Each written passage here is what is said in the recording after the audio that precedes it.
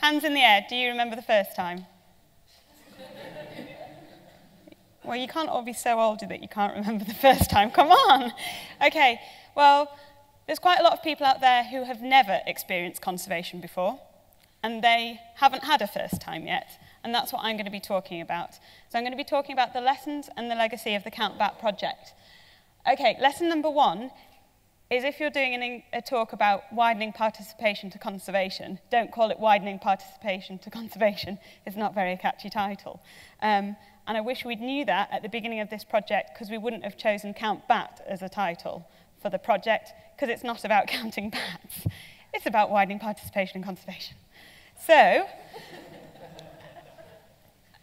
why bats? Well, they are great at connecting people with nature. They are fantastic at that because it's conservation a little bit closer to home. They need a lot of help, and they're on our doorsteps.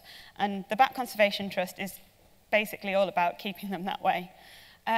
So why are bats so great at connecting people with nature? I think there's also an element of the underdog. People really like underdogs in the UK. I think you all know that. And people see bats as the underdog in this. Quite a lot of our Gothic community members will tell you that. They're also urban wildlife. They live alongside us. They quite literally live in our homes. So they live alongside us, and that's fantastic. And the other thing that we've learned doing this project, and when we're talking about engaging new audiences, these new audiences could be anything. They may not have had the physical opportunity to experience conservation before, maybe because they have a disability, or it may be because they're in an urban setting and they didn't really realise that, you know, there was such a thing as urban wildlife. And we've had some of the young disabled kids we've been working with saying, well, it's brilliant, bats are disabled animals, they can't see, so we really like them. So there's all sorts of other things that you would just never think about, but people can make a personal connection, which is fantastic. So I guess the other question is, well, why new audiences? Why bother engaging these people that have always been deemed hard to reach? Well, bats need all of us. You know, your house, your park, your scrubby railway verge, all of that is a nature reserve. So you really have to engage absolutely everybody. A bat could just as easily live in a tower block in Hackney as it could in some beautiful countryside in Hampshire. So we need to get over that, and basically also, why new audiences? Well, we flipping well should. So, Nicely argued. yeah. Yeah, I had to use strong language like flipping really to get that across.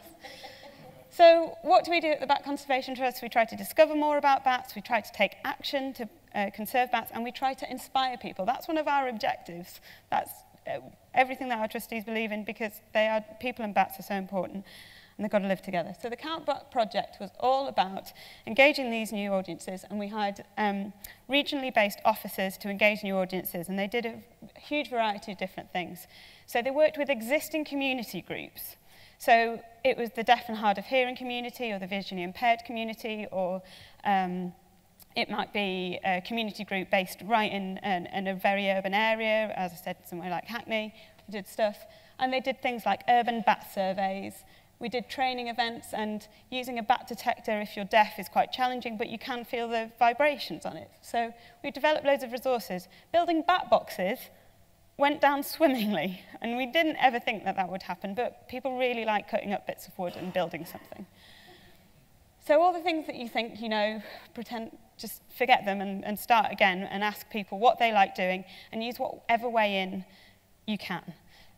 So I'll hopefully be able to show you a little bit of that later. But some of the digital tools we've developed is this bat trail, which is just really cool and just making everything fit together a little bit better.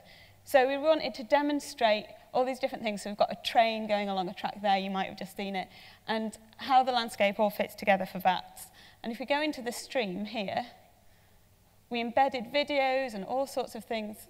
Hopefully it will be loading, and you'll be able to watch a video of the bats coming out.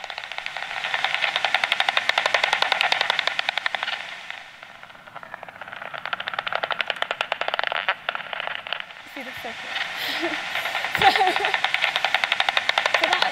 might be someone's first experience of bats, is actually seeing them on a video like that. And a lot of people in cities especially don't realise that they've seen a bat, they've just thought it was a bird.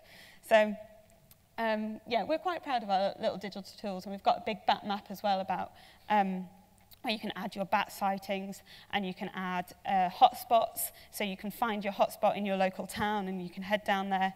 But these digital tools are only good if people know about them and know about you. So you do have to get out there on the ground as well, and that can be a challenge, and that's what I wanted to talk about next, of how do we build a digital legacy. So I guess some of the lessons from this project have been: lesson 1, hard-to-reach audiences are not hard-to-reach audiences. They live, say, on a bus route or on a train line. They are not difficult to get to. You can do it. And they are really, really willing to engage in conservation, and the amount of willingness there has been fantastic. So let's not talk about hard-to-reach anymore. It's nonsense. Conversely, sometimes your classic volunteers, so when we asked some of our volunteer bat groups whether they wanted to spread the word about bats, they didn't.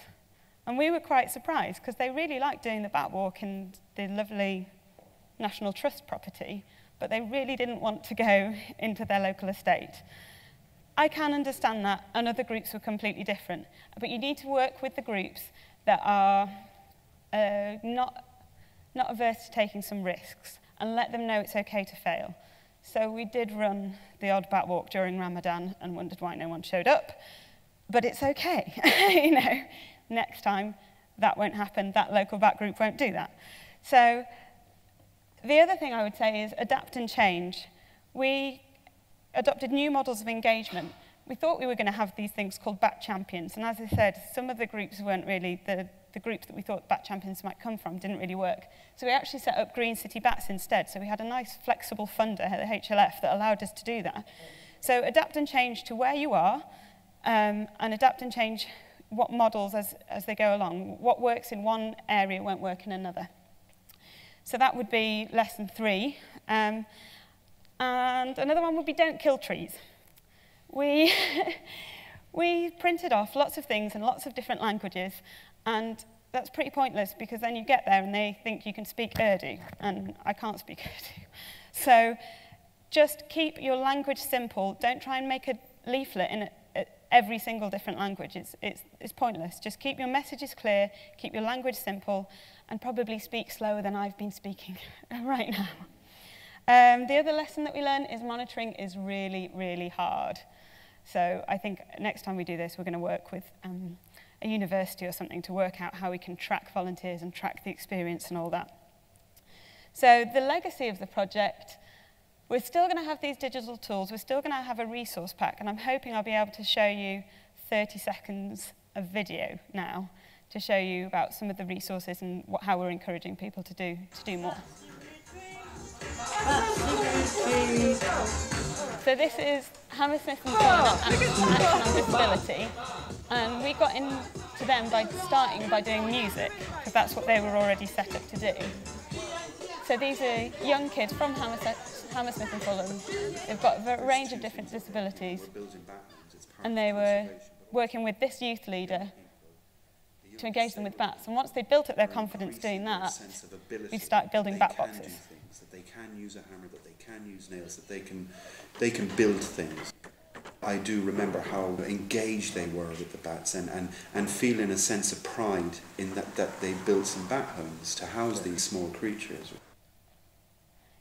So that's what it's all been about. We've only got a few months left of the project, and hopefully the next step is going to be taking it to street level, and instead of engaging audiences one at a time, we're going to be engaging whole communities all together and providing a connection on a whole street, so rather than being segmented in the way we have been. So thanks very much, and I could talk about it forever, so do come and grab me.